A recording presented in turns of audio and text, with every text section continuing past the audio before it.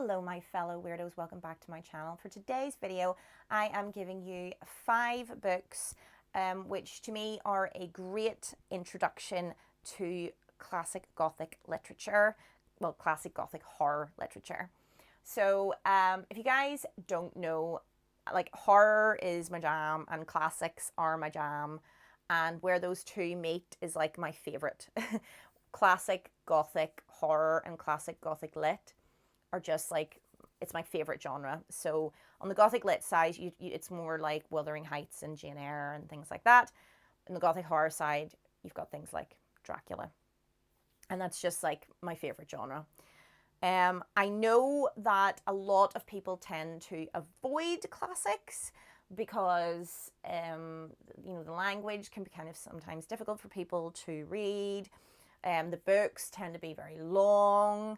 And it's old-fashioned. It's not done in a newer, easy to read modern style. So I get some people's reticence. Personally, those are the things that I like about those books. I prefer the language and I prefer the way that they speak.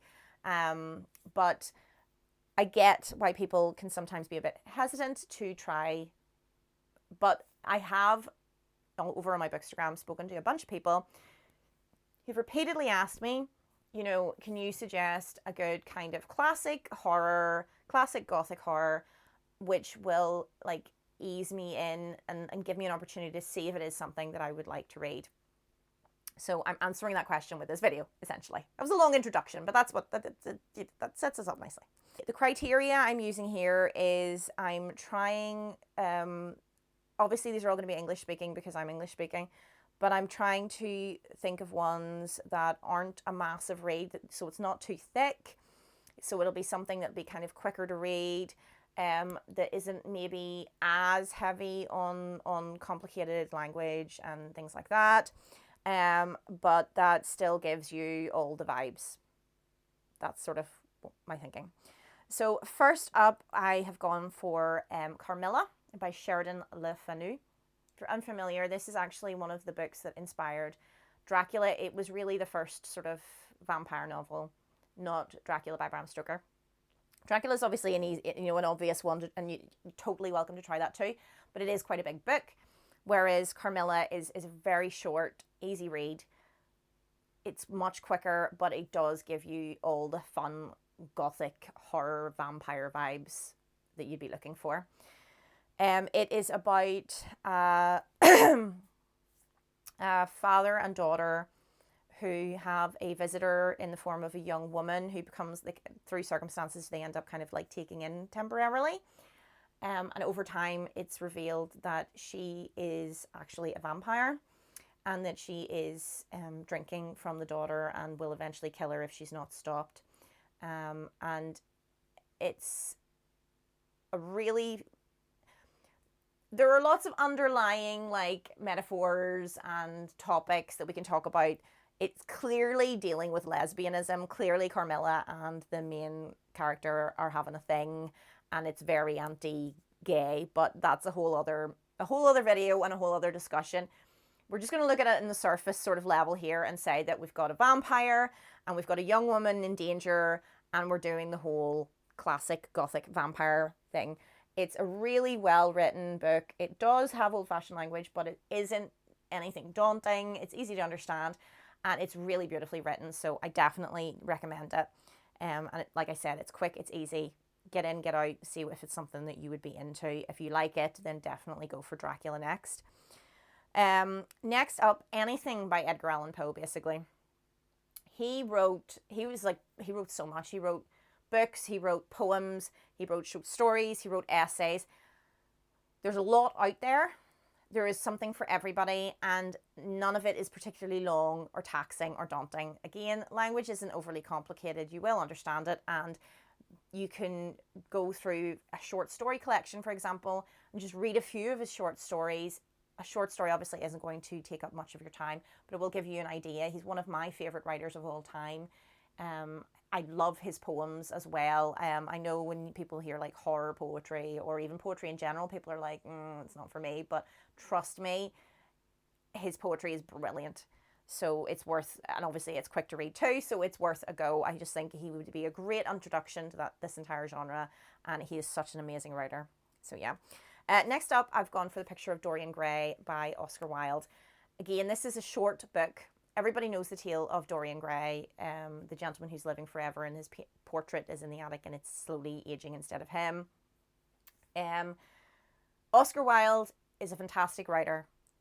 Again, you will not have difficulty understanding it, and it is not a long read. It is a slim little book. So you will be able to read it fairly quickly, and it will give you an idea of the genre as a whole. If you like it, a suggestion for sort of based on Dorian Gray would be maybe to try Jekyll and Hyde next, which is slightly bigger. But it's just, it's a great book. Oscar, I mean, nothing needs to be said about Oscar Wilde. Nothing. We all know how great Oscar Wilde is. Next, I went for The Haunting of Hill House by Shirley Jackson.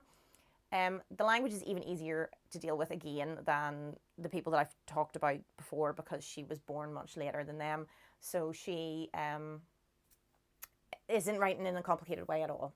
It's one of those books that again has underlying sort of messaging and deals with like mental health issues, but again, I'm just going to be talking about it in kind of a surface level, where you've got a basic kind of haunted house trope. It's also a story now that's quite familiar with everybody because of lots of movie retellings like The Haunting with Liam Neeson in it, and The Haunting of Hill House on Netflix, although they do change like almost all of it, but they kind of keep the themes and stuff. I've got a video on it, check it out. But anyway, it is about a professor who brings a group of people, including the heir to the Hill House, and he is running an experiment where they stay there for a few days to kind of test people's reaction to paranormal activity and if paranormal activity is real and stuff like that. It's a really good book. It deals with, like I said, mental health issues in a really interesting way, and Shirley Jackson's one of my favorite writers again of all time. She's just amazing. So it's accessible. It's not a long book, and it's, you know, a classic haunted house. Can't go wrong. Finally, I'm going for Angela Carter. Again, she's even later again, so her language is even easier to understand. She also does a lot of short story collections, and she does retellings of fairy tales, which is one of the things she's most famous for. She takes the sort of classic fairy tales but makes them much darker and twisted and sexual in a lot of the times. And in doing so, she's taking something that's familiar for people, like, you know, Beauty and the Beast, for example, and giving it the classic Gothic horror twist.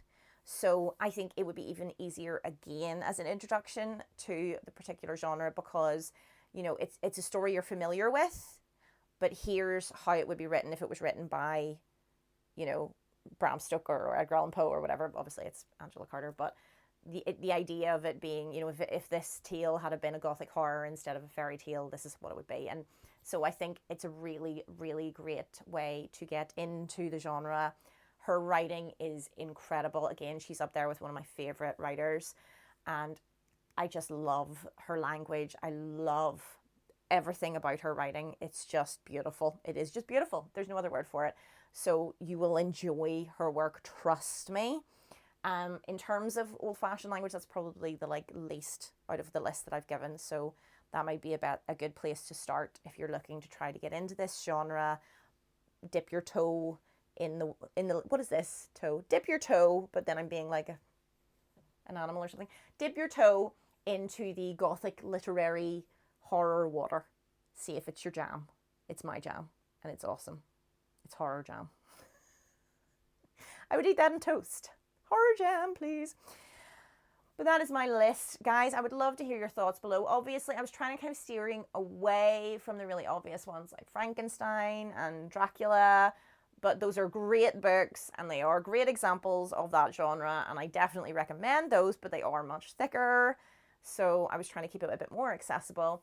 But if you have any suggestions you think that would kind of work within the kind of box that I was trying to look in there, leave it in the comments below. If you've read anything by any of these authors or any of the books that I've mentioned, put it down below. Let me know what your thoughts are. Do you agree? Do you disagree?